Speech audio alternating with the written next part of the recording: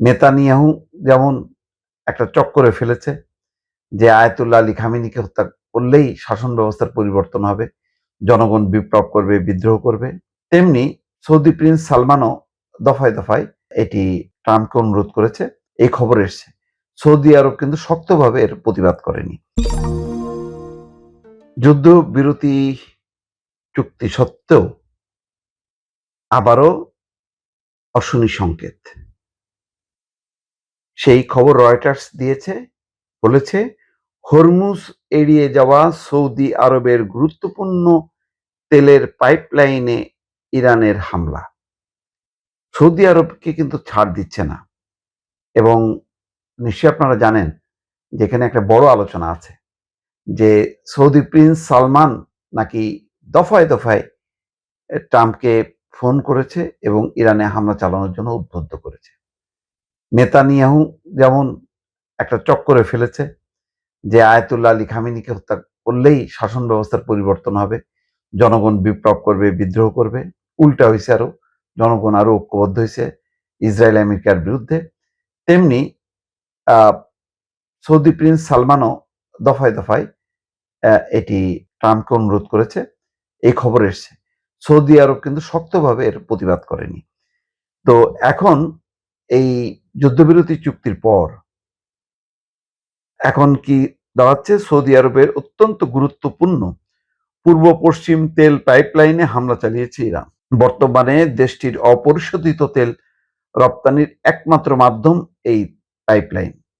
বুধবার সংশ্লিষ্ট সূত্রের বরাত দিয়ে রয়টার্স বলেছে পাইপলাইনের পাশাপাশি সৌদি আরবের আরো বেশ কিছু স্থাপনাকেও লক্ষ্যবস্তু করা হয়েছে। ইরান কার্যত হরমুজ প্রণালী বন্ধ করে দেওয়ায় বিশাল পরিমাণ তেল এবং গ্যাস আটকা পড়ে এবং বিশ্ববাজারে জ্বালানির দাম আকাশচম্বী হয়ে পড়ে। এমন পরিস্থিতিতে এই পাইপলাইন ব্যবহার করে সৌদি আরব তাদের পূর্বাঞ্চলীয় তেল সমৃদ্ধ এলাকা থেকে প্রতিদিন প্রায় ৭০ লাখ ব্যারেল তেল লোহিত সাগরের ইয়ানবু বন্দরে সরিয়ে নিচ্ছিল। তার মানে এই ঘটনাটা টের পায় ইরান, এবং তখন বলছে যে হরমুজকে এড়াই তোমরা আলাদাভাবে সরবরাহ করবা, সেটা হবে না। সূত্র জানায় হামলার ফলে পাইপলাইনটি দিয়ে তেল সরবরাহ ব্যাহত হতে পারে এবং বর্তমানে ক্ষয়ক্ষতির পরিমাণ নিরূপণ করা হচ্ছে। বিশেষজ্ঞদের মতে এটি বিশ্বের সবচেয়ে ভয়াবহ জ্বালানি সংকটকে আরো বাড়িয়ে তুলতে পারে যদি এই পাইপলাইনটা অকেজ হয়ে পড়ে। সৌদি আরামকো আভ্যন্তরীণভাবে প্রতিদিন প্রায় ২০ লাখ ব্যারেল তেল ব্যবহার করে, ফলে রপ্তানির জন্য প্রায় ৫০ লাখ ব্যারেল তেল অবশিষ্ট থাকে।